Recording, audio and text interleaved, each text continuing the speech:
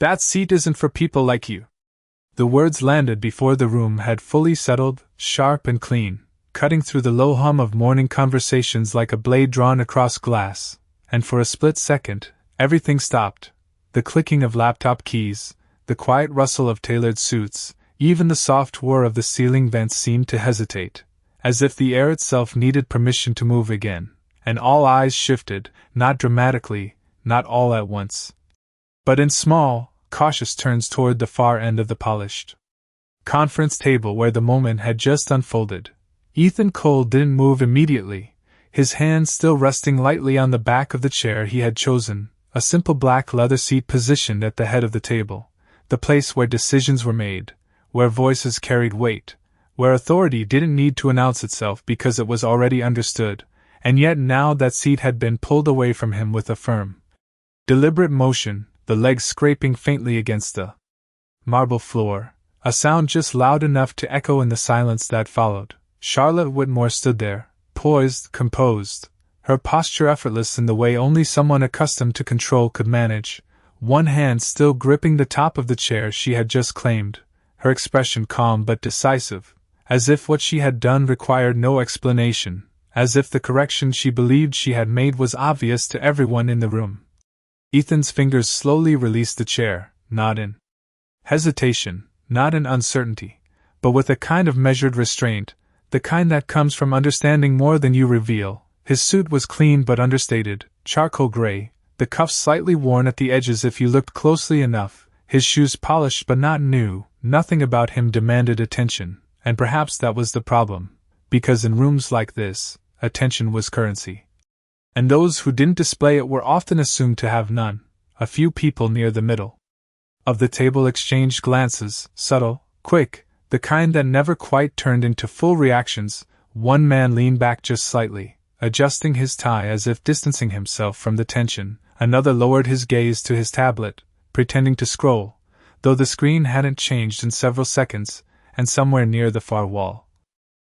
a quiet voice murmured something indistinct, followed by the faintest hint of a restrained chuckle that didn't quite have the courage to become laughter. Charlotte didn't look at Ethan again, not because she was avoiding him, but because in her mind, there was nothing left to consider. She had already categorized him, already decided where he belonged, and people in her position didn't revisit decisions they believed were obvious.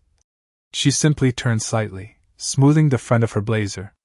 With a small, practiced motion, her attention already shifting toward the presentation materials displayed across the large screen at the front of the room, the quarterly figures glowing in cool blue light that reflected faintly across the glass tabletop. Ethan stepped back once, then reached for another chair, this one farther down, not at the center, not in the position that commanded the room, but still within it, still present. The movement quiet, controlled, almost unremarkable if you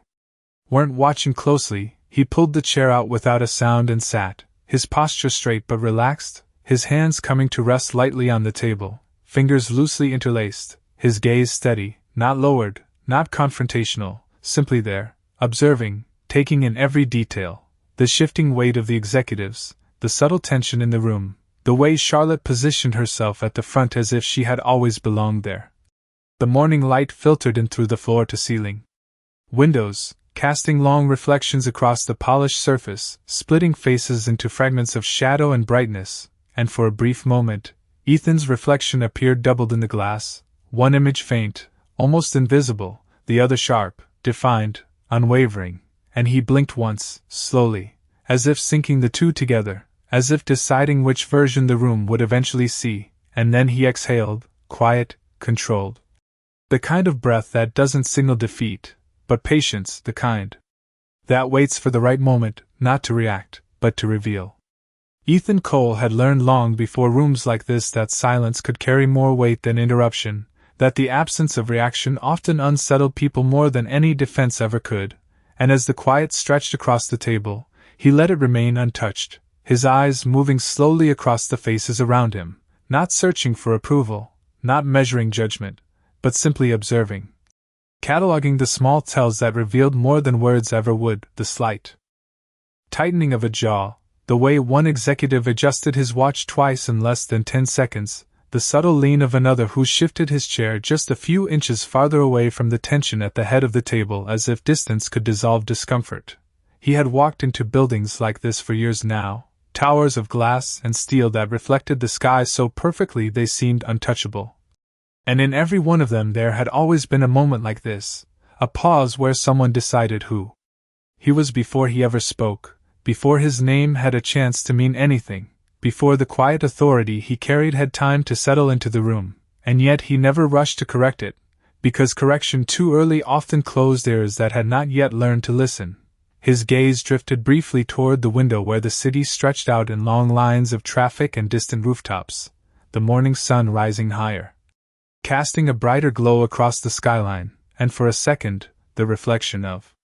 the room layered itself over the world outside, suits and glass and polished surfaces floating above streets filled with people who would never step inside this building, people whose work, whose time, whose lives quietly sustained everything discussed in rooms like this. And that thought grounded him the way it always did, reminding him why he never needed to prove himself in a hurry. At the front, Charlotte Whitmore tapped her tablet once,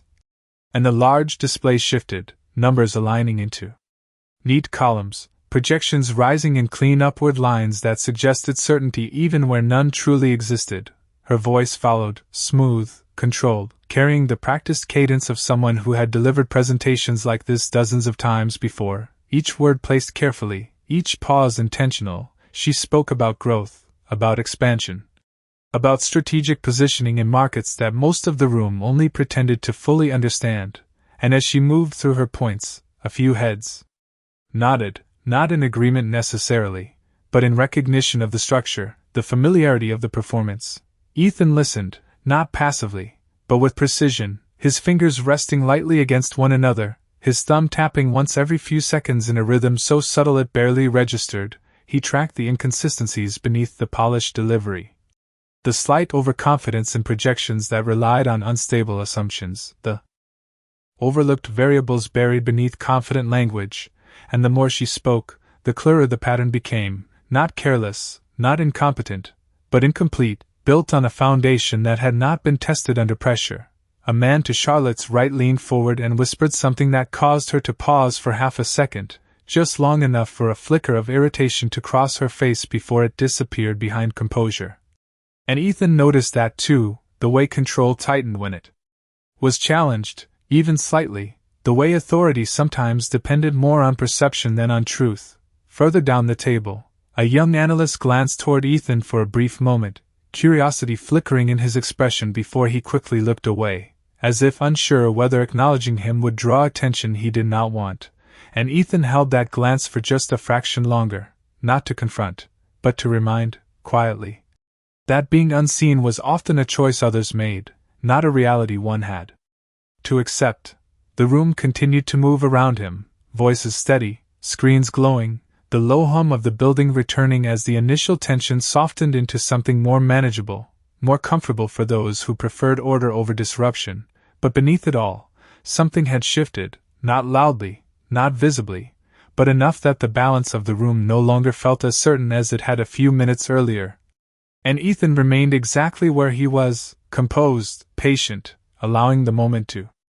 unfold not on their terms, but on time itself, because he understood something they did not yet see, that power did not always announce itself when it entered a room. Sometimes it waited, quiet and unbothered, until the room revealed who truly understood where it came from.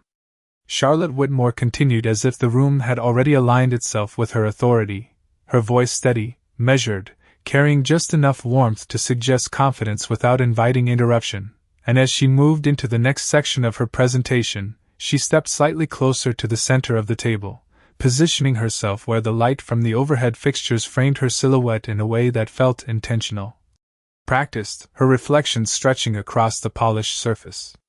Beneath her, as if reinforcing her presence from multiple angles at once, she spoke of expansion into new markets, referencing cities by name, projecting growth percentages with a certainty that drew quiet nods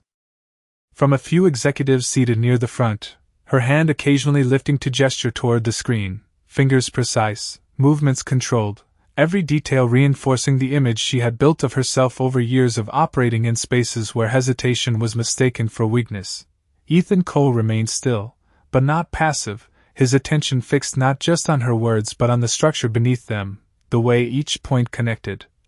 or failed to, the subtle gaps that revealed themselves only when one listened beyond the surface. And as he followed the flow of her argument, he began to see the outline of a strategy that depended heavily on timing that could not be guaranteed, on assumptions that had not yet been tested, and on confidence that had not yet earned its foundation. A soft tap echoed from the far end of the table as someone adjusted a pen against a glass notepad. The sound small but sharp enough to momentarily punctuate her sentence, and Charlotte paused just long enough to acknowledge the disruption with a brief glance before continuing, her tone tightening ever so slightly, not enough for most to notice, but enough for Ethan to register, the shift subtle but real, like a thread pulled just a fraction too far. Across from him, the same young analyst who had glanced his way earlier now leaned forward, eyes fixed on the screen, but his brow furrowed slightly, as if something in the numbers did not settle as easily as the presentation suggested, and he tapped once on his tablet, then again, slower this time, as though verifying something he could not quite articulate. Charlotte advanced to the final slide of her section, the projected growth curve rising sharply toward the top right corner of the screen, clean, confident, visually undeniable, and she allowed herself a brief pause, a moment designed to let the image speak before she did, the silence controlled, intentional, inviting agreement without asking for it directly. Ethan shifted then, not abruptly, not in a way that drew immediate attention, but enough that the chair beneath him moved a fraction of an inch, the faint sound blending into the ambient noise of the room, and he leaned forward slightly, his hands separating at last, one resting flat against the table, the other reaching toward the small notepad in front of him, his fingers brushing against the edge as if grounding himself in something tangible before the moment that was beginning to take shape. He did not speak yet, but his presence changed, almost imperceptibly, like a current shifting direction beneath still water, and a few people near him seemed to sense it before they understood it, their posture adjusting, their attention drifting subtly away from the screen and toward him, not fully, not consciously, but enough that the balance of the room began to redistribute in ways that could not be easily explained. Charlotte turned back toward the table, scanning the faces in front of her, expecting affirmation, expecting the quiet agreement that usually followed a presentation delivered with this level of confidence, and for a brief second, her gaze passed over Ethan without stopping, as if confirming once more the assumption she had already made about him, and then she spoke, inviting questions. Her tone open but controlled, the kind of openness that expected very little in return. The silence that followed was not empty, but waiting, and Ethan felt it settle, the same way he had felt moments like this before, when a room reached the edge of its own certainty and did not yet realize it, and he drew in a slow breath, steady, measured, not to prepare himself to speak, but to mark the moment, because he understood that what came next would not be about correcting a mistake, but about revealing one, and once revealed, it would not be able to return to what it had been before. Ethan Cole did not raise his voice when he finally spoke, and that was precisely why it carried, not loudly, not forcefully, but with a clarity that seemed to slip between conversations and settle directly into the space Charlotte had just opened, his tone even, measured, almost conversational as he said, "Your projection assumes a 12% stability margin across 3 consecutive quarters." And the words did not interrupt the room so much as redirect it, a subtle shift, like turning a dial rather than flipping a switch, and for a moment, no one reacted, not because they had not heard him, but because they had not expected him. Charlotte's hand paused mid-gesture, her fingers still hovering near the edge of the tablet as she turned slightly, her eyes narrowing just enough to acknowledge that the voice had come from someone she had not accounted for. And there it was again, that brief hesitation, small, controlled, but present, as if she were recalibrating in real time. Ethan remained seated, not claiming the center, not reaching for attention, his posture unchanged, his gaze steady, and he continued. That margin depends on supplier consistency that has not been verified in the last 60 days. And this time, a few heads turned more fully, not toward the screen, but toward him, the quiet analyst across the table straightening in his chair. Recognition flickering in his expression as though the thought he had not been able to articulate had just been given words. Charlotte stepped away from the screen now, her heels soft against the marble floor, closing a small portion of the distance between herself and the table, her expression composed, though the precision of it felt tighter than before.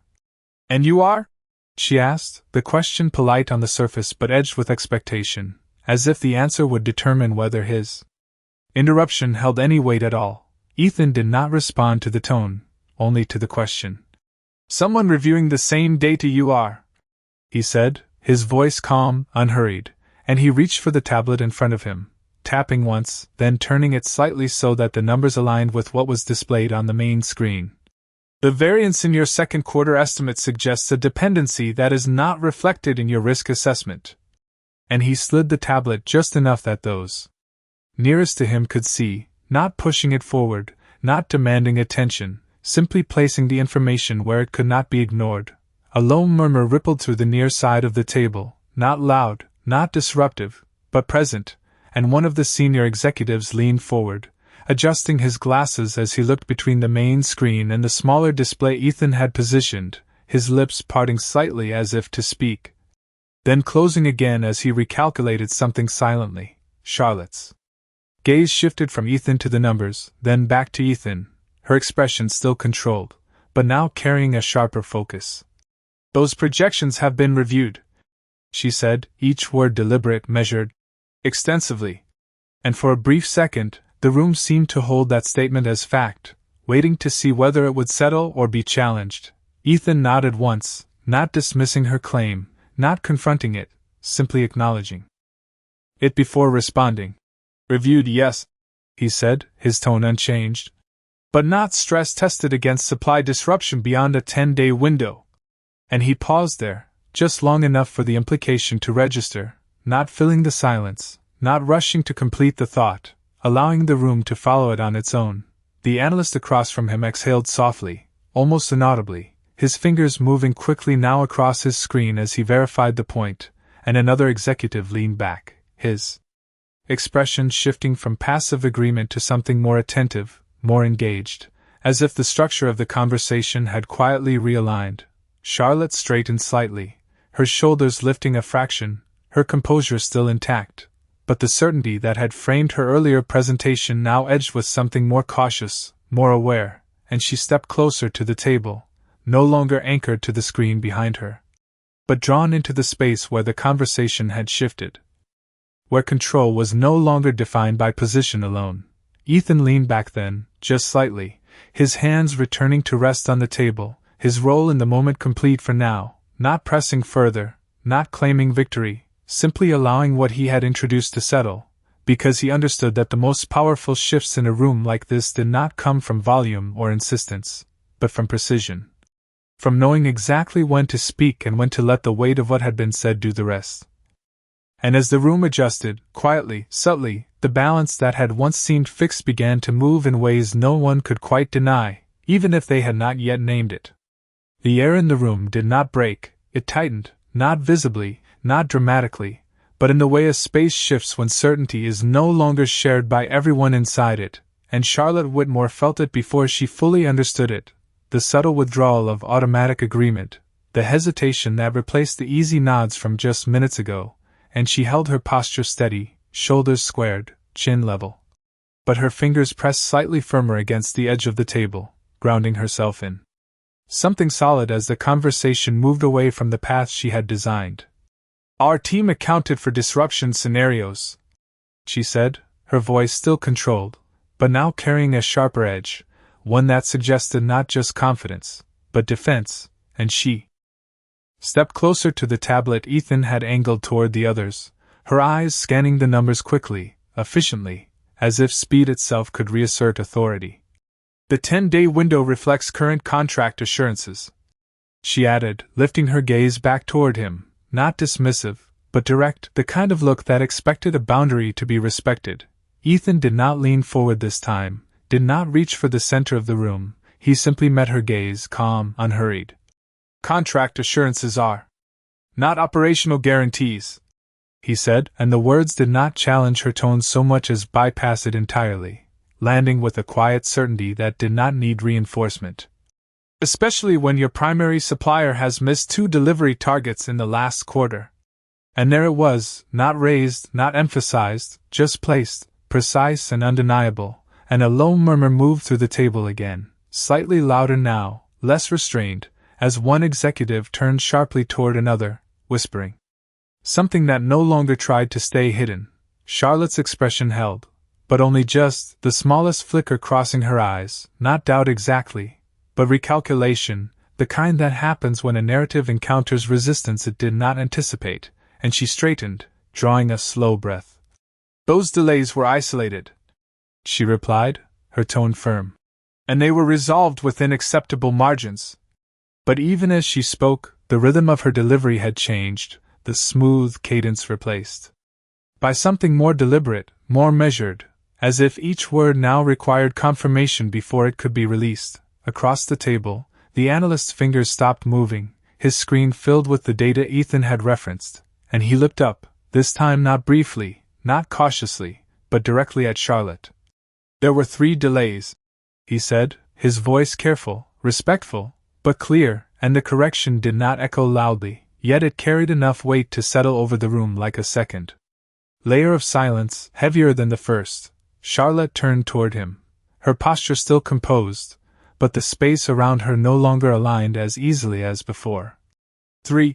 she repeated, acknowledging the number, but not conceding the implication. And each one addressed, she added, though the emphasis now felt more like reinforcement than certainty. Ethan watched the exchange without interruption, his presence steady, not pressing, not retreating, simply there, and that steadiness began to draw attention in ways that authority alone could. Not because it did not demand belief, it allowed discovery. One of the senior executives leaned forward, his hands clasped loosely in front of him. What would your adjustment be? He asked, directing the question toward Ethan, and the shift was subtle but unmistakable, not a challenge to Charlotte, not yet, but an opening, a recognition that the conversation had expanded beyond a single voice. Ethan paused for a fraction of a second, not out of hesitation, but consideration, and then he spoke. Extend the disruption model to a 30-day window, he said, his tone even. Recalculate exposure based on worst-case fulfillment, not best-case recovery. And he let the words settle, not adding more than necessary, not filling the space with explanation, trusting the room to follow the logic where it led. Charlotte's gaze remained fixed on him now, no longer passing over, no longer categorizing, but assessing, and the shift in her attention marked something deeper than disagreement. It marked awareness, the beginning of recognition that the man she had dismissed was no longer operating at the edge of the conversation, but at its center, and yet the tension remained, stretched between them, not hostile, but charged, because either had stepped back, either had yielded, and the room, caught between them, no longer felt certain of where authority truly rested, only that it was no longer where it had first appeared. The room did not move for a moment, not because there was nothing to say, but because too much had already been said without anyone fully acknowledging it, and the silence that followed Ethan Cole's last words settled deeper than before, heavier, like a weight pressing gently but persistently against every surface. And even the faint hum of the air conditioning seemed to fade into the background as attention shifted inward. Away from performance, and toward understanding, Charlotte Whitmore stood still beside the table, her posture unchanged, but something beneath it had softened, not outwardly, not in a way anyone could easily point to, but in the small, almost invisible recalibration of someone who realizes that control is no longer defined by position alone. Her eyes lingering for a fraction longer on the numbers in front of her, not scanning now, but reading, truly reading. And for the first time since she had entered the room, she did not speak immediately. Ethan remained seated, his presence steady, his hands resting lightly against the cool glass surface, feeling the faint vibration of the building beneath, the distant movement of elevators, the quiet life of the structure continuing beyond the walls of this room. And he let the silence remain, did not fill it, did not claim it, because he understood that this was not a moment to assert, but to allow. To let the room arrive at its own awareness without forcing it into place. Across the table, the analyst leaned back.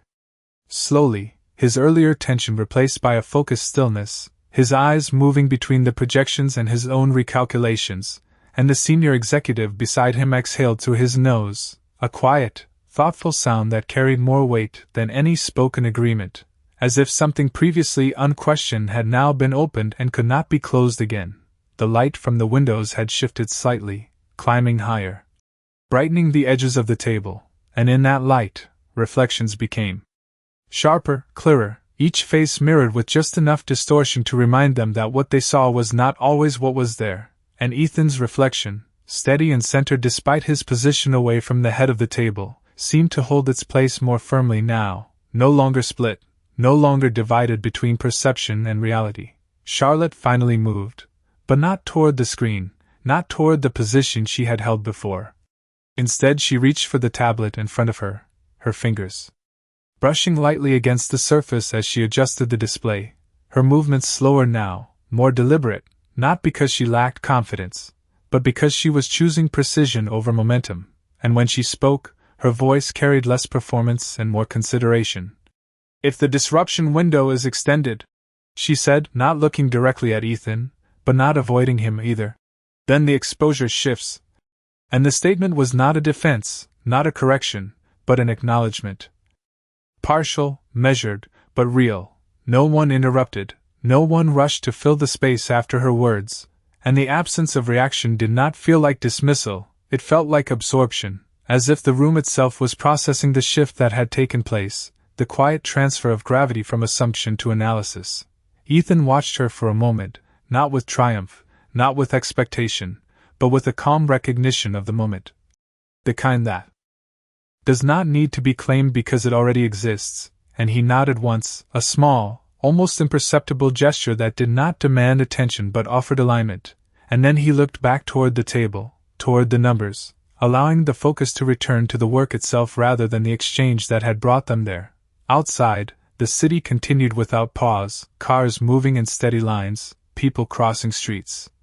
unaware of the quiet shift unfolding several floors above them, and inside, the room breathed again, not as it had before, not with the easy rhythm of assumed hierarchy, but with something slower, more grounded, a shared awareness that had not been present at the start, and in that awareness, the silence no longer felt empty, it felt full, carrying the weight of recognition that had not yet been spoken aloud, but no longer needed to be. The shift did not announce itself with a sound, it arrived in the smallest details, in the way the senior executive at the center of the table reached for the remote and paused before advancing the slide, in the way the analyst straightened his back and turned his screen slightly outward instead of keeping it angled toward himself, and most of all, in the way Charlotte Whitmore no longer occupied the room without resistance. Her presence still strong, still composed, but no longer unquestioned. Ethan Cole remained where he was, not moving toward the head of the table, not reclaiming the chair that had been taken from him, because he did not need to. The center of the room had already begun to shift in his direction without him stepping into it, and that was the difference, one that could not be staged or rehearsed, only revealed. Charlotte drew in a slow breath, her fingers resting lightly on the edge of the tablet. And when she spoke again, her voice carried something new, not uncertainty, but awareness. "If we extend the disruption model to 30 days, she said, her eyes moving briefly toward Ethan before returning to the data, "then the projected growth curve flattens by approximately 8%. And the number did not land like a setback, it landed like truth, grounded, measurable, and no one in the room challenged it. A quiet murmur followed, not of disagreement, but of recalibration, as if the room itself was adjusting its expectations in real time, and one of the executives nodded slowly, not toward Charlotte this time, but toward the table as a whole, acknowledging the shift in direction rather than the person delivering it. Ethan watched without interruption, his posture unchanged, his expression calm, but there was a clarity in his gaze now, something fully visible that had only been implied before, and he leaned forward just slightly, enough to enter the space of the conversation without overtaking it, his voice low, steady, carrying easily across the room without force. 8% is the visible adjustment,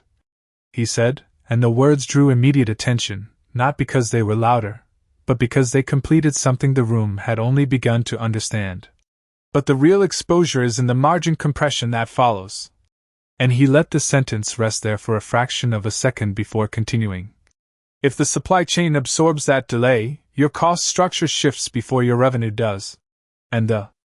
logic unfolded cleanly, not complicated, not dressed in language designed to impress, just precise, direct, undeniable. Charlotte turned toward him fully now, not as someone addressing an interruption, but as someone engaging an equal, and the room felt it, the change in orientation, the quiet acknowledgment that the conversation no longer belonged to a single voice, and she held his gaze for a brief moment.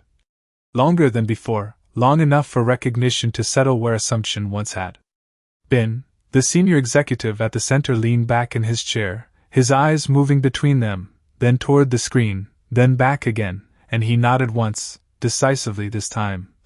"Recalculate with the extended model," he said, his tone firm, not directed at Charlotte alone, but at the room, at the process, and the instruction carried weight, immediate and unquestioned. Fingers moved across keyboards, screens refreshed, numbers shifting in response to the new parameters, and the atmosphere changed with them, not tense, not uncertain, but focused, aligned around something real rather than something presented. Ethan leaned back again, his hands returning to rest on the table, his role in the moment complete, not because he had finished speaking, but because he had said enough, and he understood that power did not need to repeat itself to be recognized. Charlotte glanced once more at the data, then at Ethan. And for the first time since the meeting began, she gave a small, almost imperceptible nod, not of concession, not of defeat, but of acknowledgment, and it was quiet, so quiet that anyone not watching closely might have missed it, but it was there, and in that single gesture, the room understood what had taken place, not through declaration, not through title, but through the undeniable shift in where the truth had come from, and where it now resided. The recalculated numbers settled onto the screen one by one, not dramatically, not with any visual alarm, but with a quiet finality that no one in the room could ignore, the projected curve flattening just as Charlotte Whitmore had stated, the margins tightening in a way that reshaped the entire outlook of the plan, and for a few seconds, no one spoke, not because there was nothing to say, but because the truth now visible did not need to be explained, it simply existed, clear and present in front of them. Charlotte stood still, her eyes fixed on the updated figures, and this time she did not rush to interpret them, did not move to reclaim control through words. Instead she let the data remain as it was, unfiltered, and that choice, more than anything she had said earlier, shifted how the room saw her, not as someone losing authority, but as someone capable of recognizing when authority needed to adapt. Ethan Cole watched quietly, his posture relaxed, his attention no longer focused on proving a point but on the outcome itself, the alignment of the room around something more accurate than what had been presented before. And he did not look toward Charlotte immediately, he allowed her the space to reach the conclusion on her own, because he understood that recognition imposed from the outside rarely held, but recognition discovered from within stayed. The senior executive at the center nodded once more. Slower this time, his decision already forming. "We adjust the model," he said, his voice steady, and there was no resistance, no competing suggestion, just a collective acceptance that the direction had changed, and with it, the understanding of who had guided that change. Charlotte exhaled softly, almost imperceptibly, and then she turned, not toward the screen, but toward Ethan, her movement deliberate, unhurried, and when she spoke, her voice carried a different weight. Not the polished certainty of earlier, but something more grounded, more direct. "Your assessment was accurate," she said, the words simple, without embellishment, and in the stillness of the room, they carried further than any presentation slide ever could. A few heads lifted slightly, not in surprise, but in acknowledgement of what had just been said, the moment settling into place as something that would not be undone, and Charlotte held his gaze for a second longer than necessary, as if confirming what she now understood. Not just about the data, but about him. Ethan inclined his head slightly, a gesture that met her words without expanding on them, without claiming them, because he did not need to, and the absence of response spoke just as clearly as anything he could have said. One of the executives near the end of the table cleared his throat softly, breaking the silence just enough to allow the meeting to continue. But even as new points were introduced, even as the conversation shifted toward implementation and timelines, the center of the room had already been redefined, not by title, not by position, but by clarity, by precision, by the quiet authority that had revealed itself without announcement. Charlotte returned her attention to the table, but her posture had changed in a way that could not be mistaken, less rigid, more aligned with the flow of the discussion rather than standing above it, and when she spoke again, it was not to lead over others, but to contribute within the space that had been reshaped. Ethan remained where he was, his presence steady, his role no longer in question, and as the meeting moved forward, the earlier moment lingered beneath every exchange, not as tension, but as a quiet recalibration of understanding, the kind that does not need to be repeated because it has already taken hold, and in that subtle, unspoken shift, the room had already arrived at something it could not return from. A recognition that had moved beyond assumption and settled firmly into truth. The meeting did not end with a declaration, it dissolved slowly, like tension releasing from a structure that no longer needed to hold its original shape. One by one laptops closed with soft clicks, chairs shifted back with controlled movements, and quiet conversations resumed in low tones that carried a different energy than before, not casual, not dismissive, but thoughtful, measured. As if each person was still processing what had unfolded without needing to say it aloud. Ethan Cole remained seated for a moment longer after the others began to rise, his hands resting lightly on the table, feeling the faint warmth left behind by the room, and he looked once toward the head of the table, toward the chair that had been pulled away earlier, still slightly angled from where it had been moved, untouched since, and he did not reach for it, did not correct its position. Because the meaning of that moment had already passed beyond the physical space it occupied. Charlotte Whitmore gathered her tablets slowly, her movements no longer sharp with control but steady with intention, and when she straightened, she paused, just briefly, her gaze moving across the table before settling on Ethan, not with hesitation, not with uncertainty, but with clarity, and she stepped toward him, closing the distance that had once defined their separation, her heels soft against the marble. Her posture aligned not above him, but with him. She stopped a few feet away, close enough that her voice did not need to carry. "I should have asked before I assumed," she said, the words quiet, direct, without performance, and in the simplicity of that statement, the weight of everything that had come before it found its place, not as something to be erased, but as something acknowledged. Ethan looked up at her, his expression unchanged, calm, steady, and for a moment neither of them spoke, the silence between them no longer tense, no longer uncertain, but settled, like a surface of water after movement has passed, and he nodded once, a small, measured gesture that accepted the moment without expanding it, without turning it into something larger than it needed to be. Charlotte held his gaze for a second longer, then inclined her head slightly in return, not a gesture of submission, but of respect, and she stepped back, allowing the space between them to return. Though it no longer felt like distance, around them, the room continued to empty.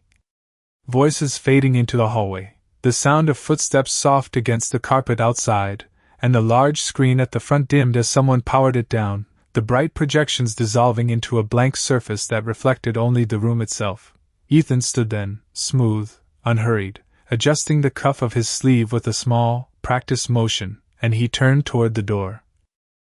Not looking back at the table, not reclaiming the position that had once been denied to him, because he did not need to. The room had already moved to meet him where he stood. As he walked toward the exit, the light from the windows followed him, stretching across the floor in long, clean lines, and for a brief moment, his reflection aligned perfectly in the glass panel beside the door, no longer divided, no longer questioned, just clear. Defined, complete. Behind him, Charlotte remained still. For a second, watching as he left, not with regret, not with confusion, but with understanding, the kind that settles quietly and stays, and when the door closed softly behind him, the sound did not echo, it simply marked the end of something that no longer needed to continue, and the beginning of something that had already taken hold, not spoken, not announced, but fully seen in the silence that followed.